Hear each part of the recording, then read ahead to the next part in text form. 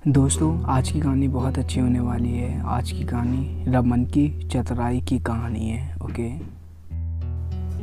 एक बार की बात है, हंसपुर गांव में एक बलदेव नाम का एक मुखिया रहता था। वह बहुत ही कंजूस किस्म का था और लोगों की भलाई के लिए पैसे खर्च करने से बचता था। एक बार उस गांव में बहुत सूखा पड़ गया, जिसमें लोगों को पीने के पानी के लिए बहुत दिक्कत हो रही थी। गांव के लोग दूसरे गांव से पानी लाकर कुछ दिनों तक अपना काम चलाते रहे, लेकिन उसके बाद उनने भी पानी देने से मना कर दिया। इसके बाद गांव के लोग मुखिया के पास गए और उसको बोला, आप गांव में एक कुआं खुदवा दो, जिससे गांव के लोग सूखे की स्थिति में उससे पानी पी सकें।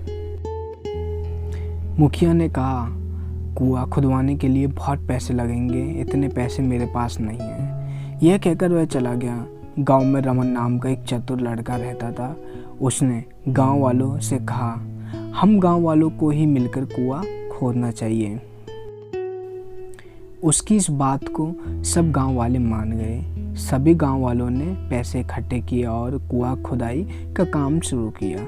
कुछ दिन कुआं खोदने के बाद नीचे कुएं में एक बहुत बड़ा पत्थर आ गया, जिसके कारण कुआं खोदने का काम रुक गया। पत्थर को तोड़ने के लिए और भी पैसे की जरूरत थी, लेकिन जमा किए गए पैसे उसके लिए पर्याप्त नहीं थे। रमन ने गांव वालों से कहा, यह काम अब तुम मुझ पर छोड़ दो। रमन ने रात को, जब कोई नहीं था, तब आकर कुएं में 5-6 पीपे तेल के उस कुएं में डाल दिए। सुबह जब गांव के लोगों ने कुएं में तेल देखा तो पूरे गांव में यह बात फैल गई कि कुएं में से तेल निकल रहा है। जब गांव के मुखिया को यह बात पता लगी तो कुएं में से तेल निकल रहा है, तो उसके लालच में गांव वालों से कहा, इस पत्थर को मैं तोड़वा देता हूँ और कुआं भी खुदवा देता हूँ।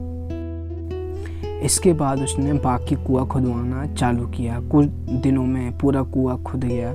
मुखिया इसमें से तेल निकालने की उम्मीद कर रहा था, लेकिन कुएं में से पानी निकलने लगा। सब गांव वाले पानी को पाकर बहुत ज़्यादा खुश हुए। मुखिया को पता चल गया कि किसी ने उसको बेवकूफ़ बनाया है। इस तरह रमन की चतुराई से गांव वालों के पैसे भी बच गए और कुआं भी खुद गया। अगर आप लोगों को आज की कहानी अच्छी लगी तो लाइक करना, शेयर करना, सब्सक्राइब करना और कमेंट करना। ओके।